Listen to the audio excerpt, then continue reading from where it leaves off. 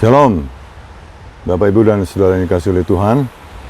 Kembali pada hari ini saya bersyukur boleh melayani Bapak Ibu dan Saudara walaupun dalam situasi yang sulit. Kami percaya bahwa apa yang Tuhan sudah rencanakan tidak akan pernah gagal oleh apapun juga. Kita akan masuk dalam pemberitaan firman Tuhan yang pada saat ini saya ambil dari kitab Kejadian pasal 12 ayat 1 sampai ayat yang ketiga. Saya akan bacakan untuk Bapak Ibu dan Saudara sekalian. Demikian firman Tuhan. Kejadian pasal 12 ayat 1 sampai 4. Abraham dipanggil Allah. Berfirmanlah Tuhan kepada Abraham, "Pergilah dari negerimu dan dari sanak saudaramu dan dari rumah bapamu ini ke negeri yang akan kutunjukkan kepadamu. Aku akan membuat engkau menjadi bangsa yang besar dan memberkati engkau, serta membuat namamu masyhur, dan engkau akan menjadi berkat. Aku akan memberkati orang-orang yang memberkati engkau, dan mengutuk orang-orang yang mengutuk engkau, dan olehmu semua kaum di muka bumi akan mendapat berkat." Lalu pergilah Abram seperti yang difirmankan Tuhan kepadanya, dan Lot pun ikut bersama-sama dengan dia. Abram berumur 75 tahun ketika ia berangkat dari Haran. Mari kita berdoa. Tuhan Allah kami ada di dalam kerajaan sorga, kami bersyukur kembali Engkau memberikan kami waktu yang indah untuk kami bisa belajar satu kebenaran dari firman-Mu. Urapi kami semua Tuhan, baik yang bicara juga yang mendengar, supaya kebenaran itu nyata dalam kehidupan kami sehari-hari, dan nama Tuhan dipermuliakan. Terima kasih Tuhan, Kau rawati kami semuanya pada hari ini dengan firman-Mu. Di dalam nama Tuhan Yesus kami boleh bersyukur dan berdoa. Amin. Bapak Ibu dan Saudara yang dikasihi oleh Tuhan, ada satu istilah dalam bahasa Inggris yang berbunyi double trouble, yang artinya satu keadaan di mana masalah muncul dua kali dari seharusnya, sehingga orang bisa berada dalam situasi yang sulit dan kejadian yang tidak menyenangkan. Mungkin kita bisa menganggap bahwa saat ini adalah double trouble. Ekonomi dan kondisi yang belum membaik, muncul serangan virus yang baru sehingga kondisi menjadi semakin parah. Banyak orang yang sudah tidak mendapat penghasilan harus mengalami sakit pula akibat ganasnya varian baru dari virus corona yang penyebarannya begitu cepat, begitu masif. Saya tidak menyebut angka, tetapi lonjakan harian di Bali sangat tinggi, dan pesan saya, mari kita semua ekstra hati-hati. Sudah banyak warga bahkan tenaga medis yang tumbang, jadi kita sama sekali tidak bisa menganggap enteng situasi pada saat ini. Nah, ada pula istilah di dalam bahasa Inggris juga yang kedengarannya hampir mirip dengan apa yang tadi saya sampaikan, yang pada saat ini akan kita bicarakan bersama, yaitu double for your trouble. Kebalikan dari double trouble tadi, double for your trouble adalah suatu reward, suatu penghargaan atau hadiah yang berlipat atas jerih payah kita atau kesusahan yang kita alami, yang kita berhasil lewati dengan baik. Saya akan bacakan nas pembimbing dari Yesaya 61 ayat 7 yang berbunyi demikian. "Sebagai ganti bahwa kamu mendapat malu dua kali lipat, dan sebagai ganti noda dan ludah yang menjadi bagianmu, kamu akan mendapat warisan dua kali lipat di negerimu, dan sukacita abadi akan menjadi kepunyaanmu." Kalau mau lebih jelas ini dalam bahasa Inggris tertulis lebih sederhana.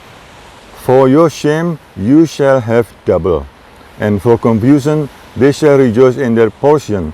Therefore in their land they shall possess the double, everlasting joy shall be unto them." Ini artinya apa? Double berkat, double blessing yang akan kita terima ketika kita bisa melewati satu masalah, satu kesulitan yang kita harus hadapi. Bapak Ibu dan Saudara yang dikasihi oleh Tuhan, mungkin saat ini kita harus mengalami hal-hal yang buruk, hal-hal yang tidak menyenangkan. Tetapi kalau hal-hal buruk itu kita rasakan dan kita alami karena kita lebih memilih setia kepada Tuhan, lebih memilih taat kepada perintahnya, maka kita akan mendapat berkat berlipat kali ganda karena kita tidak ikut dunia kita tidak ikut arus dunia dan kenyamanannya. Nah, perjalanan Abraham dalam firman Tuhan ini akan mengingatkan kita betapa pentingnya iman kita, terutama dalam situasi yang sulit seperti sekarang ini. Itu sebabnya Abraham disebut sebagai bapak orang percaya. Kita akan masuk dalam pemberitaan ini. Saya akan bacakan sekali lagi ayat 1 dan 2 yang demikian bunyinya. Berfirmanlah Tuhan kepada Abraham, pergilah dari negerimu dan dari sanak saudaramu dan dari rumah bapamu ini ke negeri yang akan kutunjukkan kepadamu. Aku akan membuat engkau menjadi bangsa yang besar dan memberkati engkau, serta membuat namamu masyhur dan engkau akan menjadi berkat. Ini adalah awal cerita ketika Tuhan memerintahkan Abraham untuk keluar dari tanah negerinya sendiri, menuju suatu negeri yang dia sendiri pun tidak tahu, yaitu yang dia tahu hanya satu, yaitu menuruti kehendak Tuhan dan yang memerintahkannya untuk pergi. Nah, kita mungkin tidak disuruh pergi ke suatu tempat seperti Abraham waktu itu, tetapi bukan berarti kita tidak mempunyai panggilan atau tugas yang lebih berat atau tidak seberat Abraham. Kita harus pergi meninggalkan semua dosa yang selama ini kita nikmati. Kita harus meninggalkan semua kebiasaan dunia sementara kita masih tinggal di dunia. Ini satu hal yang tidak mudah. Saya ingat pernah ada seorang politisi yang menceritakan betapa sulitnya berada di tengah-tengah rekan sejawatnya yang hampir semua punya kecenderungan untuk melakukan korupsi secara berjamaah. Nah, justru ketika dia tetap pada pendiriannya tidak mau berkorupsi, dia dimusuhi oleh teman-teman atau anggota lainnya karena kebenaran yang dia yakini, kebenaran yang dia lakukan, prinsip yang dia tidak ikuti orang lain itu justru dianggap tidak benar oleh banyak orang karena mereka sudah terbiasa dengan korupsi sekian lama. Nah, karena itu kan kita bicara tentang double blessing atau double rebirth atau berkat yang ganda, maka kita akan belajar dua hal penting dari firman ini, yaitu bagaimana Abraham mendapatkan dua berkat sekaligus, yaitu pertama diberkati, kedua menjadi berkat. Pelajaran yang pertama yang kita bisa pelajari adalah diberkati. Tuhan berkata bahwa aku akan memberkati. Nah, di saat Tuhan menyuruhnya pergi ke suatu tempat, pindah dari tempat yang satu ke tempat lainnya, tanpa tawar-menawar, dia pun pergi. Dia akan, kalau kita tanya misalnya Abraham mau kemana, dia akan menjawab tidak tahu karena memang dia tidak tahu. Yang dia tahu hanya adalah bahwa Tuhan yang menyuruhnya dan dia mentaati firman perintah Tuhan itu. Inilah yang dimiliki Abraham dan membuat dia diberkati Tuhan dengan iman yang sangat kuat. Iman inilah yang membuat dia menjadi berani mengambil keputusan dan menjawab ya atas apapun yang diperintahkan kepadanya. Seperti kalau kita lihat ada jemaat baru mau dibaptis atau mau menyerahkan anaknya atau mau menikah, akan ada tanya jawab dari hamba Tuhan dan orang yang bersangkutan. Di situ orang yang akan dibaptis atau akan menikah atau akan menyerahkan anaknya akan ditanya komitmen mereka untuk hidup secara benar atau membimbing anaknya secara benar, dan kemudian hamba Tuhan itu akan bertanya apakah jawabmu. Nah, di situ kita akan mendengar jawaban dari orang yang bersangkutan, ya saya bersedia. Nah, inilah yang dilakukan oleh Abraham ketika dia diperintahkan oleh Tuhan untuk pergi ke suatu tempat yang bahkan dia sendiri pun tidak tahu harus kemana. Jadi sebagai orang percaya, sebagai anak-anak keturunan Abraham, kita juga harus mengikuti, juga harus tahu bahwa berkat pertama yang kita terima adalah iman itu sendiri, tergantung kita mau memakai iman itu atau tidak. Nah, rasanya belum lama ini kita menikmati ibadah onsite, ibadah offline, bertemu jemaat lain dengan sukacita. Sekolah-sekolah juga sudah mulai melakukan kegiatan tatap muka. Tetapi sekarang semua itu harus kembali ke online. Sebab pembatasan-pembatasan dilakukan di mana-mana. Rumah sakit sudah mulai menyiapkan kamar layanan pasien COVID dan langsung penuh. Pokoknya ngeri. Tetapi kita harus tahu bahwa ini adalah masa-masa yang harus kita lalui. Di sini juga kita akan melihat nantinya siapa yang lulus, siapa yang lolos, terutama ujian atas iman kita. Secara fisik kita harus selalu mengikuti protokol kesehatan dengan ketat dan lebih berhati-hati. agar kita tidak terkena atau terjangkit virus corona, apapun variannya.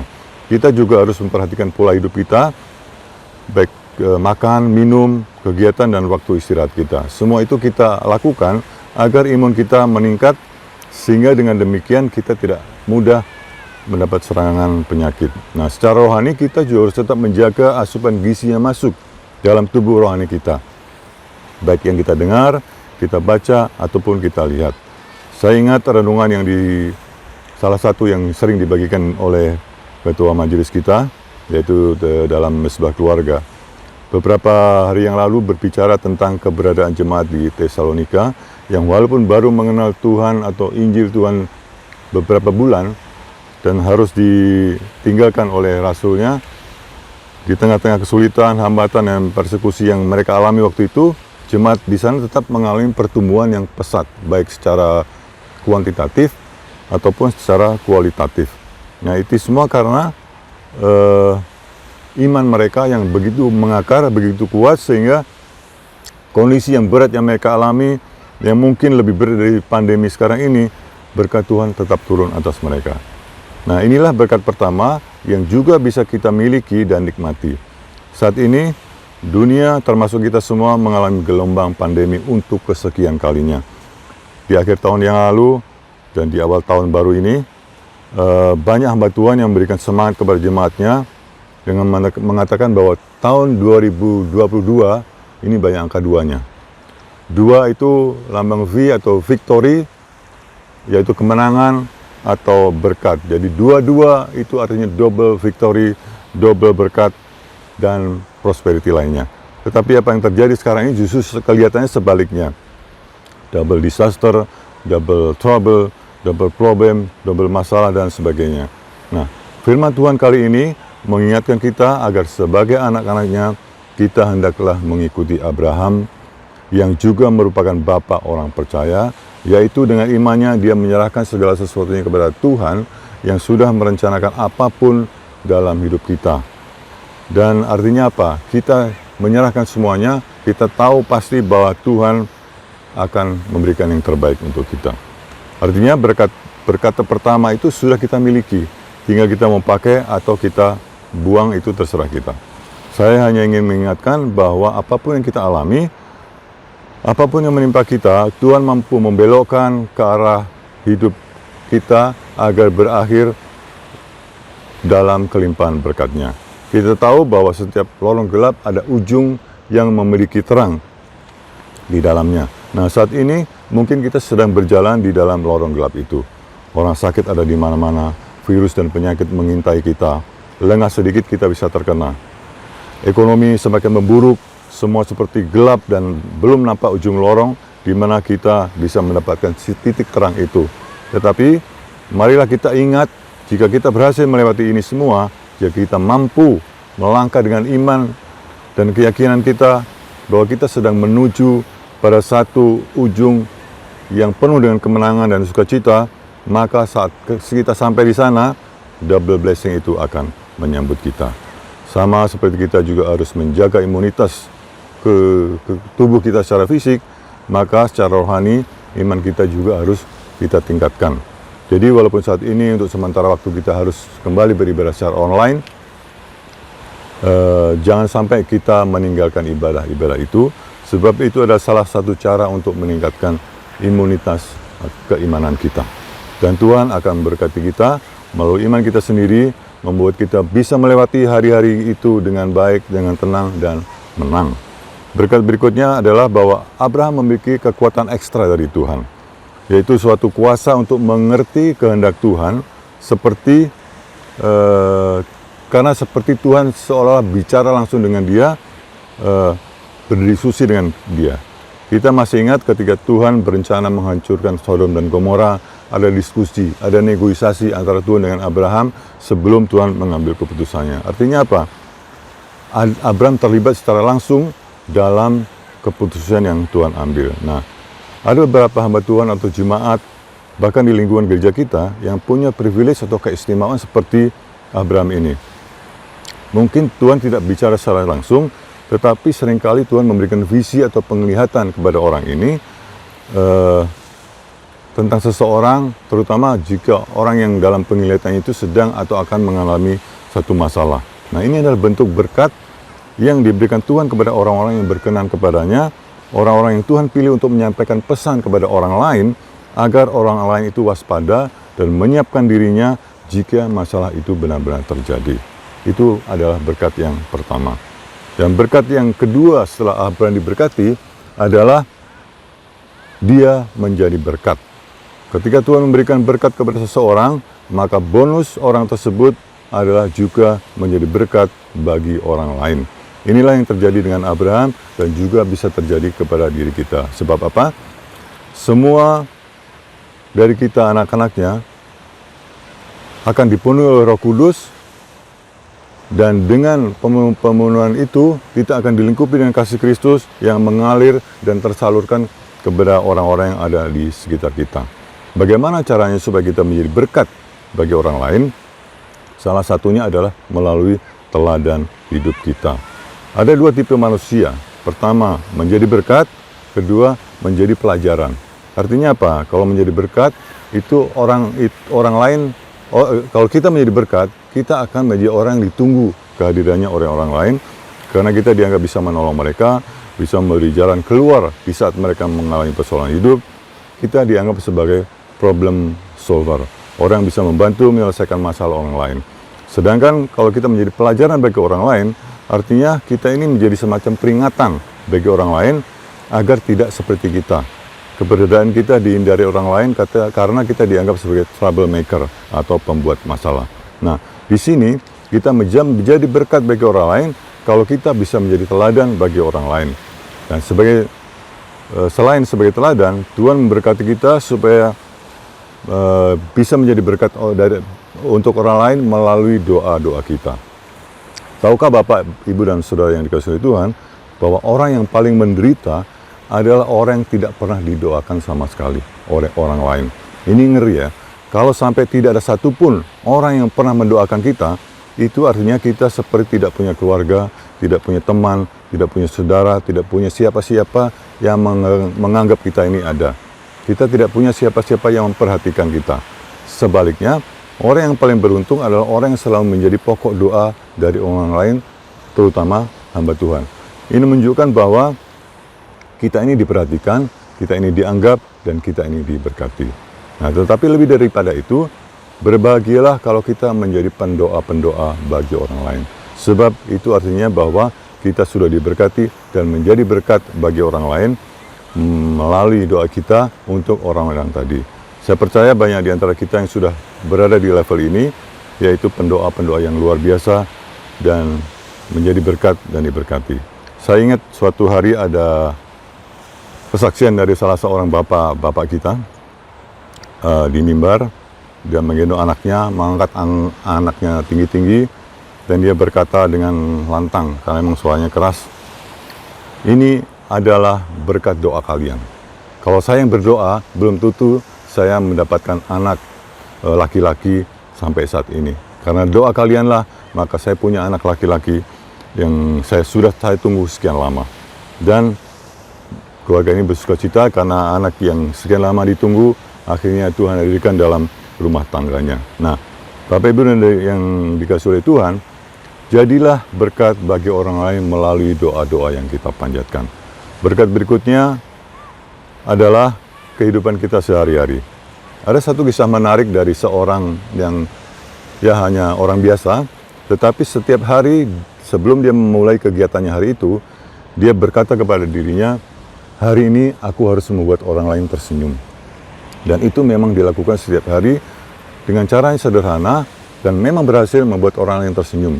Misalnya membantu anak kecil menyeberang jalan, membantu ibu-ibu membawakan barang belanjaan yang kelihatannya berat, mengeluarkan motor orang lain yang kesulitan untuk keluar dari tempat parkir dan sebagainya.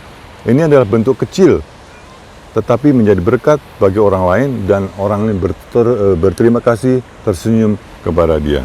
Nah, inilah yang dilakukan, yang harus kita lakukan dalam hidup kita sehari-hari, yaitu membuat orang lain tersenyum dan merasa bahwa orang itu juga diberkati melalui tindakan kita sekecil apapun. Marilah kita sebagai anak-anak Tuhan, terutama di masa-masa sulit ini, kita menjadi berkat bagi banyak orang, bukan hanya saudara seiman, tetapi jauh lebih dari itu, jadilah berkat bagi orang lain yang justru belum mengenal Tuhan Yesus, agar setiap berkat atau kebaikan kecil yang kita lakukan, kita berikan kepada orang lain, akan membawa mereka kepada kaki Yesus, di mana mereka bisa menemukan kedamaian, kenyamanan, kesembuhan, dan bahkan keselamatan. Mungkin kita tidak bisa bicara secara langsung tentang Tuhan Yesus, tetapi dari perbuatan dan teladan yang kita berikan, paling tidak akan membuka pintu bagi orang lain untuk mengenal Dia yang telah membuat kita menjadi berkat bagi orang lain. Ada satu cerita yang menarik yang ingin saya bagikan bagi Bapak Ibu dan Saudara untuk menutup renungan kita pada hari ini. Ada seorang penjahat atau kriminal yang sedang menunggu untuk dikirim ke penjara. Jadi dalam keadaan diborgol dan wajah serta rambut yang berantakan, orang ini duduk di sebuah kursi, dijaga beberapa polisi, tangannya diborgol, kakinya diikat dengan rantai. Tiba-tiba ada anak-anak kecil yang lewat di depannya sambil menggandeng tangan ayahnya. Sambil menuju ke penjahat tadi, anak ini berkata, "Ayah, kasihan sekali om itu." Rupanya penjahat ini mendengar, dia malah tertawa, mengejek, dan justru mengeluarkan kata-kata kotor. Anak kecil itu tidak ngerti karena mungkin kata-katanya atau istilah yang dipakai itu istilah untuk orang dewasa. Tetapi setelah beberapa langkah, dia kembali lagi dan berkata kepada penjahat tadi sambil tersenyum, "Tuhan Yesus mengasihi Anda. Tuhan Yesus mengasihi om." Dan penjahat itu diam. Nah, ketika dia dimasukkan ke dalam penjara, polisi berkata atau berpesan kepada sipir atau petugas penjara bahwa orang ini, hati-hati dengan orang ini. Ini pasti akan membuat keonaran karena orang ini penjahat yang paling jahat. Kita perlu waktu yang lama untuk menangkapnya dan dia tidak takut pada siapapun termasuk kepada aparat. Dia masuk ke penjara dan tidak ada cerita buruk tentang orang ini. Justru sebaliknya, dia menjadi narapidana teladan sampai akhir masa tahanannya dan dia keluar dengan bersih dengan predikat berkelakuan baik di dalam penjara. Dan ketika suatu saat dia ditanya orang, diwawancari, "Kenapa kamu berubah?" Dia berkata, "Semua itu karena ada anak kecil yang mengatakan kepada saya bahwa Tuhan Yesus mengasihi saya." Nah, Bapak, Ibu, dan Saudara yang dikasihi oleh Tuhan, semakin banyak orang mendengar nama Tuhan Yesus dan mengalami kebaikan kasih-Nya karena kesaksian dan hidup kita, maka artinya Tuhan sedang berkata kepada kita, "Aku akan memberkati engkau dan engkau akan menjadi berkat bagi orang lain." Selamat menjadi berkat bagi orang lain. Tuhan memberkati kita. Amin.